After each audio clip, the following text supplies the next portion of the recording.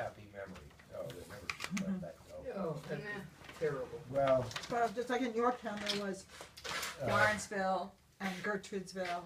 Margaret. And Margarettown, yeah, Yeah. there were a bunch of them on those other anyways, one corners. was Charles Corner.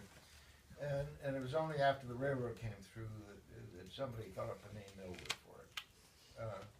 But the original settlement was Chappaqua, and then what is now Mount Kisco was Newcastle Corners. And that was at the intersection where Bedford Road goes off from Main Street.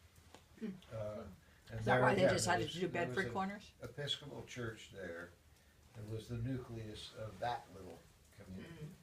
It wasn't until the railroad came through that Mount Kisco sort of reformed itself down in the valley by the railroads. Railroads don't climb hills very good.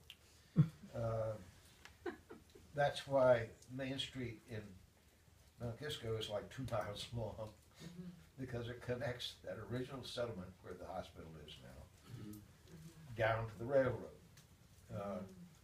And there was the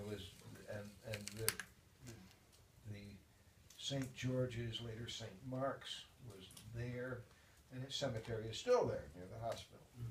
And that was formed in the late 18th century. The Quaker cemetery and meeting house goes back to the graveyard goes back to the 1745, when John Reynolds, who was not himself a Quaker, but gave a couple of acres of his great big farm to the Quakers for their meeting house and for their graveyard first.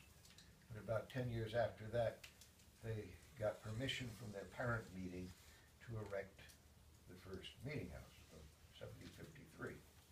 And it's been in operation ever since.